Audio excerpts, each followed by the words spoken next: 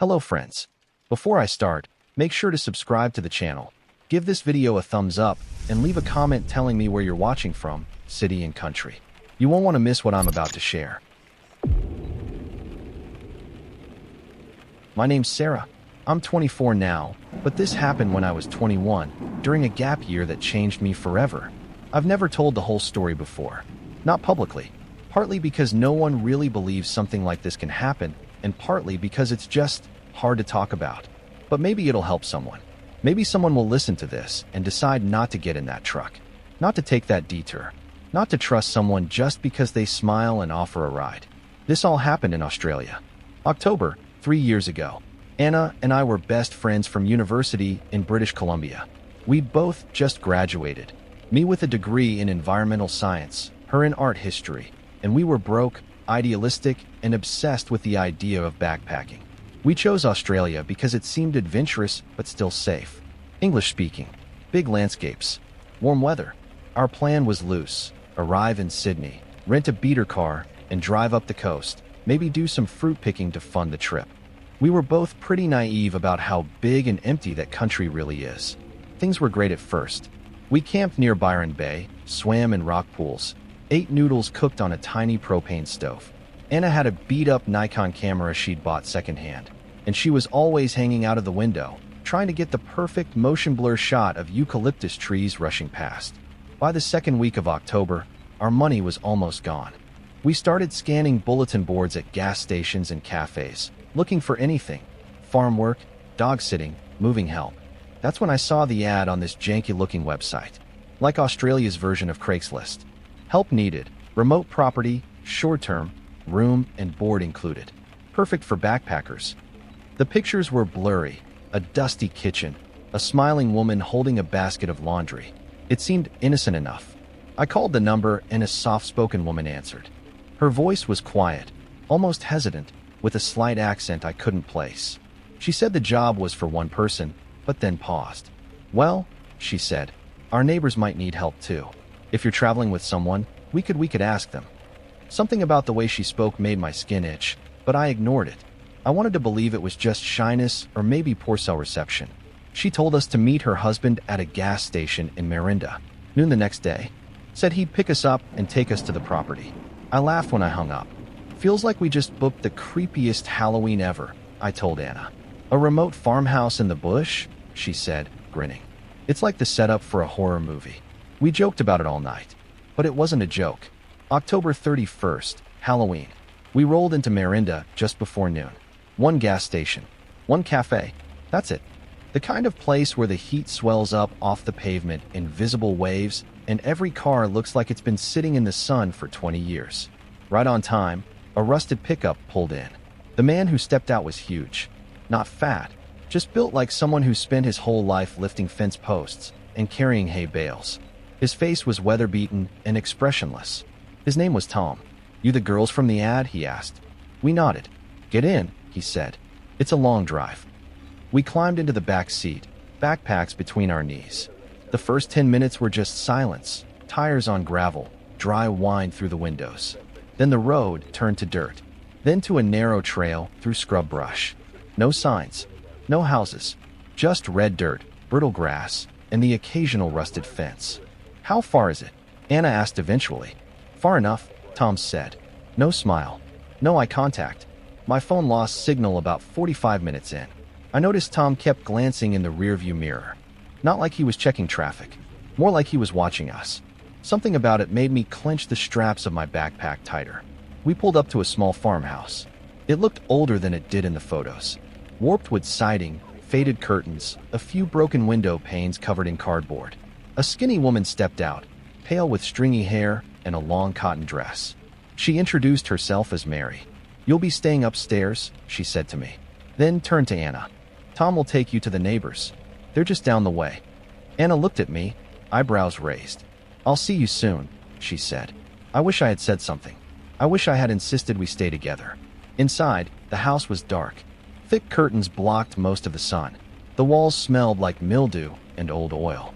Mary showed me the kitchen, bathroom, and then led me up the creaky stairs to a room with a single narrow bed and a window nailed shut from the inside. She left without another word. I sat on the bed, staring at the wall, suddenly aware of how quiet it was. Around sunset, I heard the truck return, but only one door slammed. I crept to the top of the stairs and listened. Tom came in, muttering to Mary. "Where's Anna?" I asked when I finally came down. "She's settled," Tom said flatly. "You'll see her tomorrow." That night, something snapped. I woke up to the sound of footsteps on the stairs. Slow, heavy, then click. The door handle turned. Tom stood in the doorway, silhouetted in the dim hallway. "Just check in if you need anything," he said softly. "I'm fine," I said, heart hammering. He stared for a moment, then closed the door. Click. This time, from the outside. I was locked in. I tried the handle. Nothing. The window, like I said, was nailed shut. My phone was dead. No service anyway. The next morning, a tray slid under the door. Bread, cheese, water. I banged on the wood until my fists hurt. Mary's voice came softly from the other side. "It's for your own good. Just stay calm." "Where's Anna?" I screamed. "She's safe," she whispered. "Eat your food." That night, I heard them talking. Tom's voice, "The buyer's ready. We do it tomorrow." "Mary, keep her quiet." The word buyer lodged in my stomach like a rock. I found a dull fruit knife in my backpack and began working at the door frame, trying to loosen the latch, pry it open. Around midday, I heard an unfamiliar voice from outside. A man. "Tom, you home?" Then footsteps. Louder. Closer. I screamed. "Help. I'm locked in. Please." Footsteps thundered up the stairs. Tom barked something, but the other man wasn't having it. He forced the door open, saw me, trembling, eyes wild, zip ties on my wrists. "What the hell is this?" he said. Tom tried to explain. Something about me being unstable. The man didn't buy it. He dragged me out of the room, down the stairs. Mary sobbed in the kitchen. Then I remembered. "Anna. She's at the neighbor's," I gasped. The man, his name was Bill, took me to the second property. It looked abandoned, but he broke in through the side door. And we found her. In a small room, mattress on the floor, wrists bound. She was pale, dehydrated, but alive. We went straight to the police. That night, both properties were raided. They found files, photos, IDs of missing travelers, jars, freezers, surgical tools. It wasn't just Tom and Mary. The neighbors were in on it too. They weren't just scamming backpackers. They were harvesting them. Anna and I testified at the trial. The whole thing took years. They're in prison now. We're survivors. That's the word they use. But I don't feel like one. I wake up at night thinking I hear the door click. I still flinch when I hear a diesel engine rumble outside. I haven't traveled since. Not really. Not the way we used to. Every Halloween, I think about the ad. How harmless it seemed. How close I came to disappearing without a trace. So if you're listening to this, and you're traveling, trust your gut. Because monsters don't always wear masks. Sometimes they wear sun hats and offer you a ride. And sometimes, Halloween isn't fun. It's the day you almost died.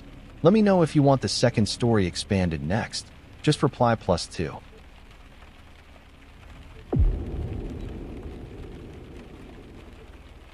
My name is Emily. 3 years ago, on Halloween, I lost the person I thought I'd marry. And I still dream about the man in the truck. We'd been planning the trip for weeks. Alex and I had both taken a few extra days off work. He worked for a small IT company in Sacramento, and I was a physical therapist at a sports rehab center. We wanted to drive to Las Vegas and spend Halloween weekend with some college friends who were throwing this over-the-top costume party at an Airbnb on the Strip. It was supposed to be one of those romantic road trips.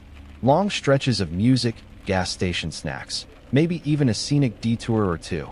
I'd bought fake vampire fangs from a Halloween store and teased Alex about being too cute to be scary. He said he didn't care, as long as he could bite me at midnight. We laughed. A lot. That morning, the sky over Sacramento was pale and cloudless, typical late October. Cool enough to need a hoodie, but not cold. The air smelled like dust and dry leaves. Alex loaded our duffel bags into our old blue van, a 1999 Toyota Sienna we'd lovingly nicknamed the Coffin because the air conditioning had died years ago. "Nevada, here we come," he said, clapping the hood with a grin. God, I can still hear his voice. We hit the highway before 10 a.m. I made playlists, mostly 2000s rock and some synthy Halloween stuff I found on Spotify. Alex did that thing where he drummed on the steering wheel while bobbing his head like a dork. It was easy. Normal. Hours rolled by. We crossed the state line before noon. The landscape started to shift. More sand, more space between towns. The air turned dry, the sun harder. We stopped at a tiny gas station near Tonopah. One of those places that looks like it's been abandoned and rediscovered every 10 years. Peeling paint, dusty coolers, a hand-painted sign that read cold drinks/bathrooms round back. The guy behind the counter looked like he'd been carved from desert sandstone, skin leathered, a cigarette tucked behind his ear. Alex bought 2 coffees and a bag of chips. "You folks heading east?" the guy asked, squinting at our plates. "Vegas," Alex said cheerfully. The man nodded slowly. "Not much between here and there," he said. "If you break down after dark, you're on your own." He tapped his cigarette into an empty soda can. "Keep your doors locked." Back in the van, Alex rolled his eyes. "Guy probably watches too many horror movies." "Yeah," I said, forcing a laugh. But something about the man's eyes had stuck with me. There was no twinkle, just this dull, flat warning. Still, we drove on. Around 5 p.m., the sun dipped low. The desert glowed with rust and gold. Long shadows stretched across the road. That's when I noticed the pickup behind us. Dark red, maybe brown. It was following a little too closely. I said nothing at first. It's common, right? Desert roads are weird. People tailgate just to stay awake. But the truck didn't pass us. Didn't fall back. It just hovered. Then it started flashing its lights. Alex glanced in the mirror. "What's that guy doing?" The truck pulled up beside us. The driver rolled down his window and started gesturing wildly toward the back of our van. We couldn't hear him over the wind, but he pointed urgently, mouthing something. Alex slowed down. "What's he saying?" I asked, heart suddenly quick. "Looks like something's wrong with the van," Alex said. "Maybe the exhaust." My stomach twisted. "Let's just keep going. We can check it in the next town." He hesitated. "What if it's serious? We're in the middle of nowhere." And then he pulled over. The pickup stopped behind us. I told myself it was fine. This was how good people acted. They helped strangers. That's what I believed. Alex got out and walked around to the back. The man stepped out of the truck. Tall, dusty, wore a wide-brimmed hat. His eyes were hard to see in the shadow, but something about his posture, the way he moved, made my skin crawl. "Hey mate," he said. "Your exhaust's sparking. Could start a fire." Alex nodded. "Thanks for flagging us down." He looked back at me. Can you rev it for a second?" I slid into the driver's seat and tapped the gas. The engine roared. Then bang. It was the loudest sound I'd ever heard. Not a backfire. Not a tire. A gunshot. I screamed, flung the door open. But the man was already there. He grabbed me. A gun gleamed in his hand. "Out," he said. "Flat. Robotic. Where's Alex?" I cried. "Out." He yanked me from the seat. My knees slammed the gravel. I saw the blood first, splattered across the back window. I screamed, fought, thrashed. But he was too strong. He zip-tied my wrists, duct-taped my ankles. I felt like an animal. He shoved me into the bed of his truck. The metal was hot against my skin. But I saw something. The canopy flap was loose, flapping in the wind. He climbed up with another roll of tape. While he leaned over me, I kicked. My foot hit his chest. He stumbled. I rolled. And I ran. The desert swallowed me. Branches scraped my arms. Thorns sliced my skin. My wrists bled from the plastic ties. My lungs burned. I dove behind a bush. Then I heard it. The crunch of footsteps. The click of claws. The dog was sniffing. "Find her, boy," the man whispered. I pressed my face into the dirt. I could smell sage and blood and metal. The dog barked once, then whined. I held my breath. My heart thudded against the earth. "Nothing here," the man muttered. "Let's go." I waited until the engine was long gone. Then I stumbled back toward the highway, barefoot, shaking. The sky was dark. A single headlight in the distance made me freeze. What if it was him? The first car didn't stop. Then a semi. I ran into the road, waving both arms. It braked hard. 2 people jumped out, a man and a woman. They saw the zip ties, the bruises. "Oh my God," the woman whispered. "What happened?" He shot my boyfriend," I said, voice cracking. "Please help." The police came. The couple stayed with me until they arrived. They wrapped me in a blanket and gave me water. I don't remember much of the drive to the station. They found Alex's body half a mile back. One shot. Execution style. The man was gone. His truck vanished. His name was Bradley Kerr, a drifter with warrants in Arizona, Utah, and Nevada. He'd done this before. They caught him in Idaho 2 weeks later. My DNA on his clothes. Ballistics matched the bullet in Alex's skull. He confessed. Said he liked hunting people who trusted him. It's been 3 years. I moved back in with my parents. I quit my job. I can't drive highways. Can't sleep with the window open. I keep knives in every room. I take anxiety meds that barely help. People say I'm lucky. I'm not. Alex should be here, telling bad jokes, wearing vampire fangs, laughing with his friends in Vegas. But instead, he's a photograph on my dresser. And every Halloween, when the wind turns cold and the moon hangs low, I see headlights in the rearview mirror, and I wonder if the next driver who waves me down wants to help me or kill me.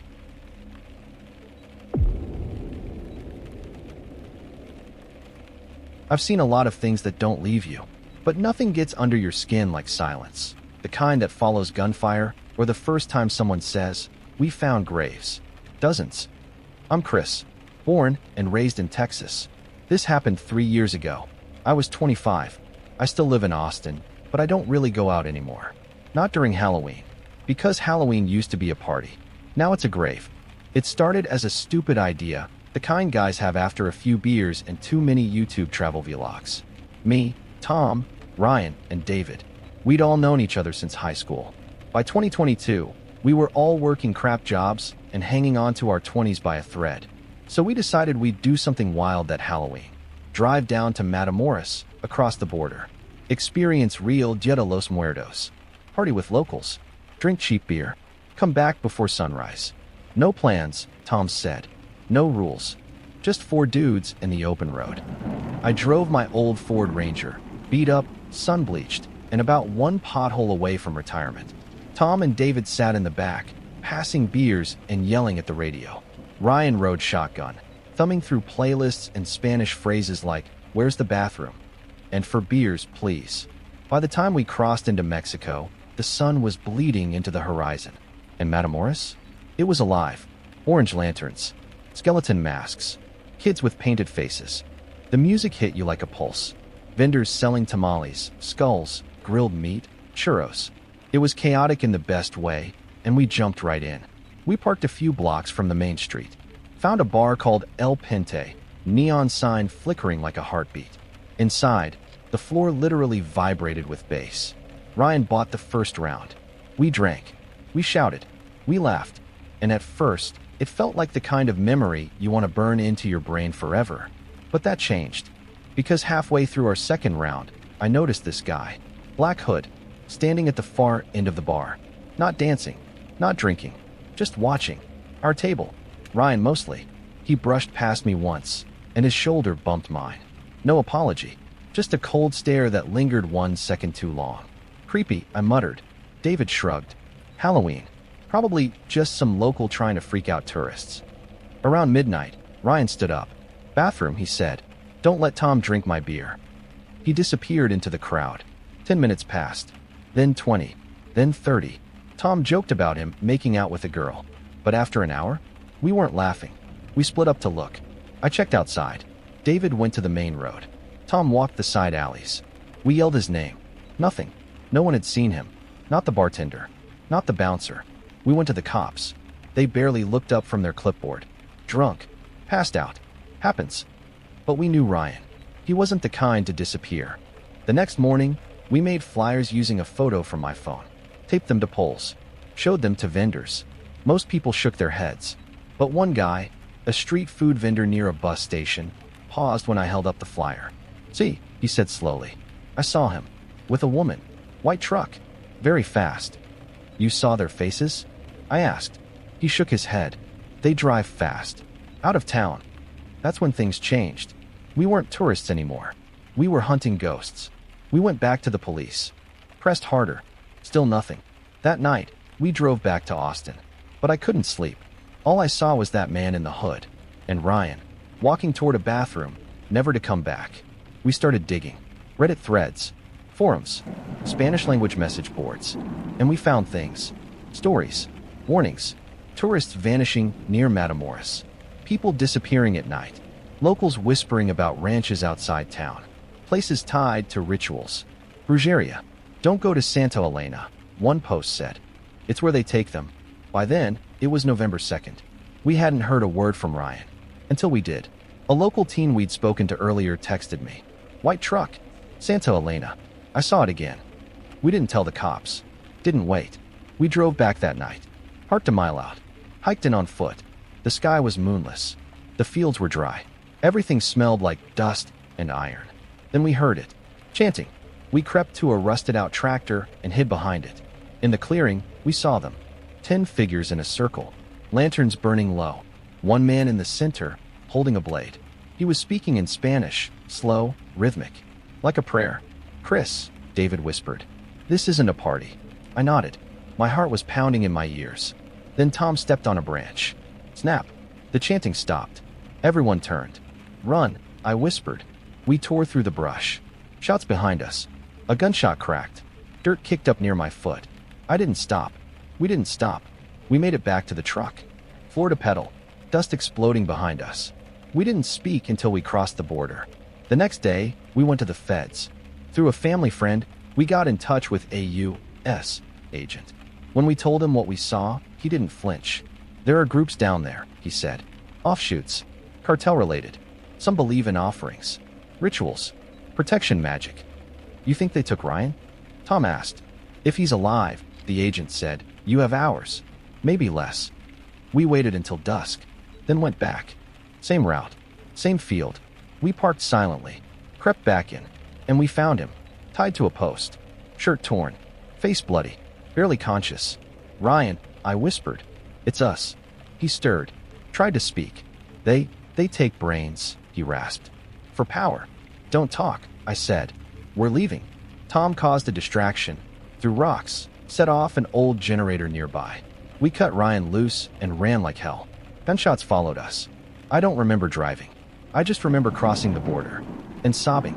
Ryan spent 5 days in the hospital. He lost hearing in one ear. Several ribs cracked. But he lived. He told us everything. They drugged him. Transported him to the ranch. Said he was an offering.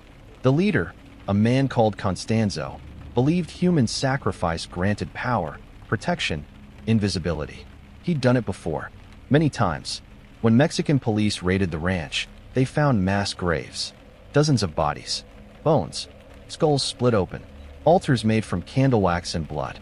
Constanzo didn't go quietly. He ordered one of his own followers to kill him before he could be taken alive. He died in a hail of bullets. We made it home, but we didn't come back whole. Tom moved to Colorado. David doesn't answer texts anymore. Ryan lives with his sister in San Diego and hasn't been to a party since. And me? I work nights at a warehouse. Avoid crowds. Keep a Glock in the glove box. Every Halloween, I turn off my porch light. Because somewhere out there, in the corners of the world where the music plays too loud and the masks never come off, they're still dancing.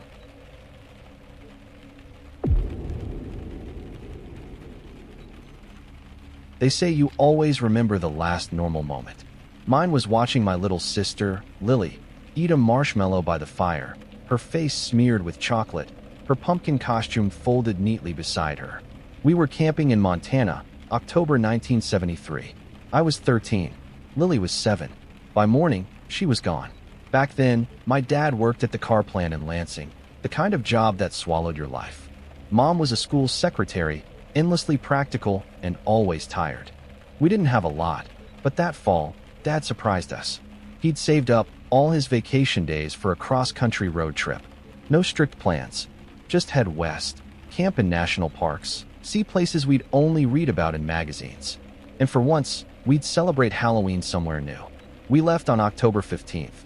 Our old green Chevy van was packed to the roof. Tents, flashlights, canned beans, a coffee pot that rattled every time we hit a bump. Lily was glued to the window, clutching her stuffed bear, asking if we'd see real cowboys. My 2 younger brothers, Timmy and Mark, fought over who got the window seat. I sat in the back with a journal and a Walkman. I was at that weird in-between age, old enough to feel responsible, young enough to still believe monsters might be real. By the time we reached Headwaters State Park in Montana, the trees were glowing gold and crimson. It was October 30th.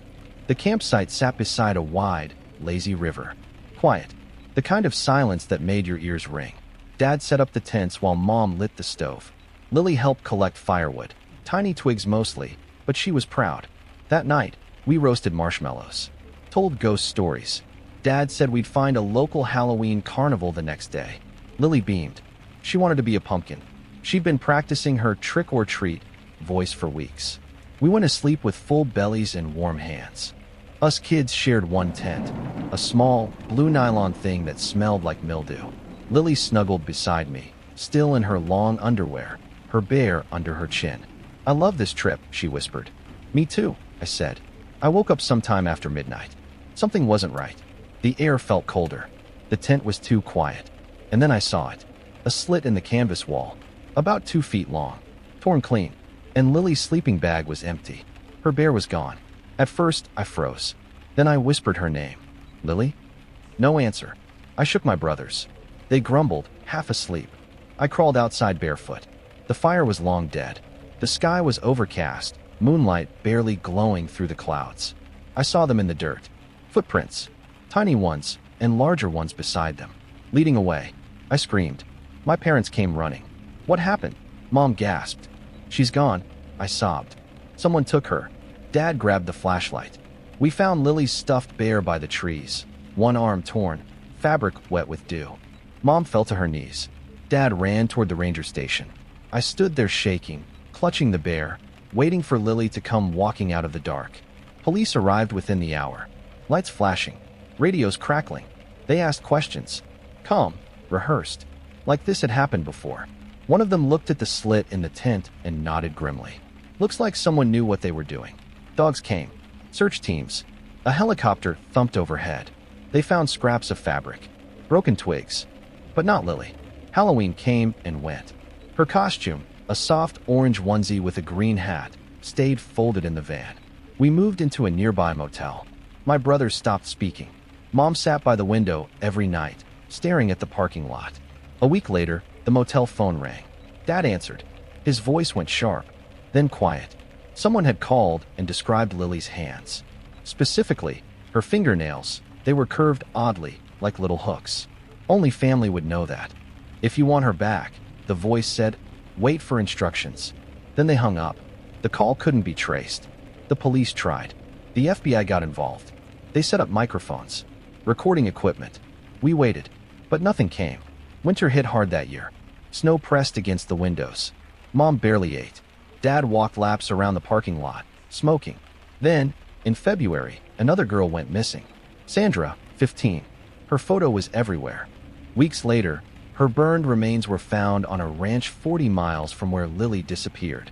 I overheard agents talking. Same signs, same MO. They believed it was connected. Months passed. Then another call.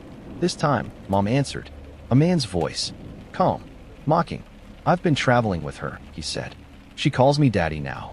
Mom begged to hear Lily's voice. He just laughed. Hung up again. September. Another call. This time from hundreds of miles away. A child's voice on the other end. "Mommy," it said. Soft. Uncertain. Then a click. Eventually, suspicion landed on a local man.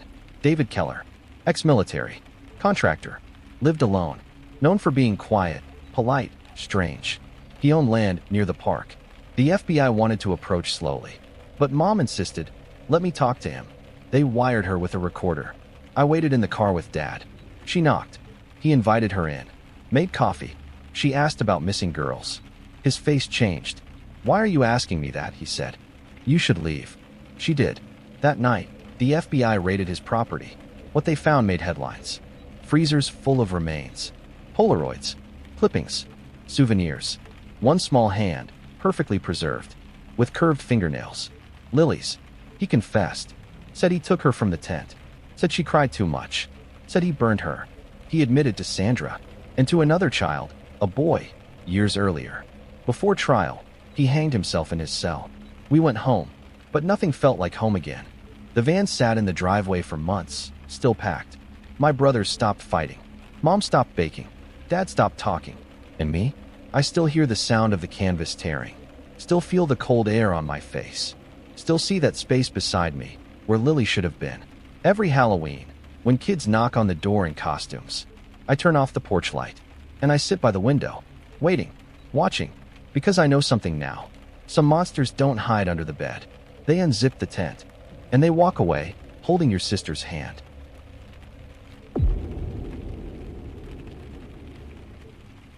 I was supposed to be in Pittsburgh by midnight. That was the plan. 6 hours, straight shot. Boston to the college campus where my younger brother, Sam, was waiting with cheap pizza and a Halloween movie marathon. He was a freshman, just a month into his first semester, and this was going to be our thing, reconnecting. No parents, no pressure, just me and him and a night of dumb horror flicks. It was October 31st. I left late, as usual, got stuck behind a fender bender on I-90, then hit some unexpected fog rolling through the Alleghenies. By the time I crossed into Pennsylvania, it was almost 10:30, and that's when my GPS rerouted me. Traffic delay ahead. Faster route available. Turn right on County Road 6. The highway narrowed into a two-lane blacktop, and then into a cracked back road flanked by thick pine. No signs, no lights, just the faint glow of my headlights bouncing off trees. Still, I followed it. Because I was tired.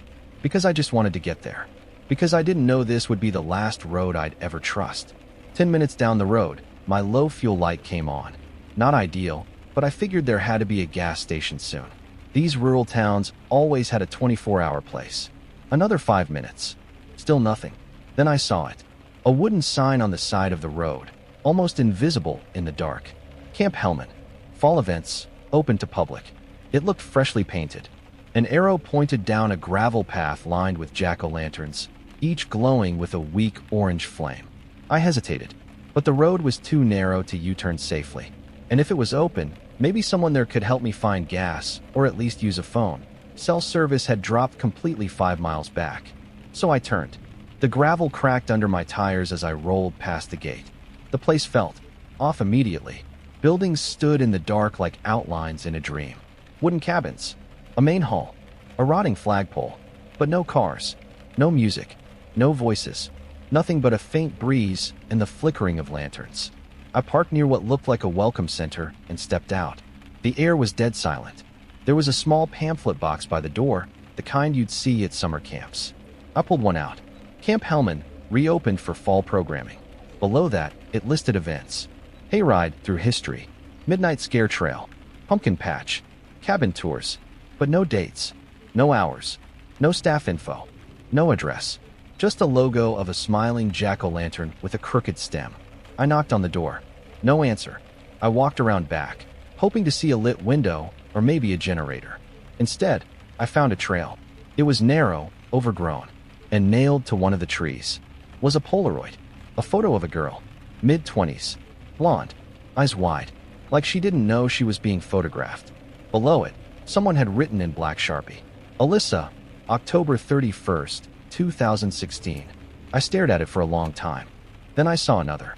Further down the trail, a man, early 30s, beard, flannel, Marcus, 2018. And another, a teenage boy in a soccer jersey, Travis, 2019. That's when I noticed something. The people in the photos, they all looked like they weren't posing. Candid, caught off guard, and something else. They all looked a little like me. I stepped backward, heart thudding. Then I heard it. Leaves crunching. Behind me. I turned, no one. But the forest suddenly felt tighter. Like the trees had moved in. I ran. Back to the welcome center. Tried the door. Locked. Back to my car. I yanked the handle. It was unlocked, but the keys were gone. They'd been in the ignition. Now, nothing. I tore through my purse, my coat pockets. Nothing. Then I looked up and saw someone standing in the tree lane. They were wearing a mask. Not a scary one. Not a Halloween mask. Just a plain white, blank mask, like a mannequin face. No features. They didn't move. Then they lifted something and dropped it on the ground. From that distance, I couldn't tell what it was. Until I got closer. It was a Polaroid camera. Still warm. Still ticking. There was a fresh photo inside. It was of me. From behind. Standing by the welcome center. It had been taken just now. I ran back to my car and locked the doors. Started honking. Blinking the headlights. No response. Nothing in the woods but fog and silence. Then my dome light clicked on. I hadn't touched it. The passenger side door was ajar. That's when I heard breathing from behind me. I flung the door open and rolled out, scraping my knees. Sprinted down the road, back toward the main road. But the gravel path didn't lead to the highway anymore. It curved, twisted, and ended in a chain-link fence I didn't remember passing on the way in. At the base of the fence was a wooden sign, freshly painted. "You're a part of Camp Hellman now." I blacked out. I don't remember hitting the ground. I just remember waking up in the woods, sun bleeding through the trees. It was November 2nd. A hunter found me by chance, dehydrated, bleeding, half-conscious. I told the cops everything. They searched the area. Nothing. No welcome center. No photos. No Camp Hellman. They said I probably crashed, got disoriented, hallucinated. But they couldn't explain how I had a Polaroid in my coat pocket. Of me, standing at the cabin. Timestamp: October 31st, 11:57 p.m. I never made it to see my brother. I don't drive at night anymore. I don't use GPS in rural areas. And every Halloween, I get a letter in the mail. No return address. Inside, a new Polaroid, a new face, and a handwritten note. "Welcome to Camp Hellman.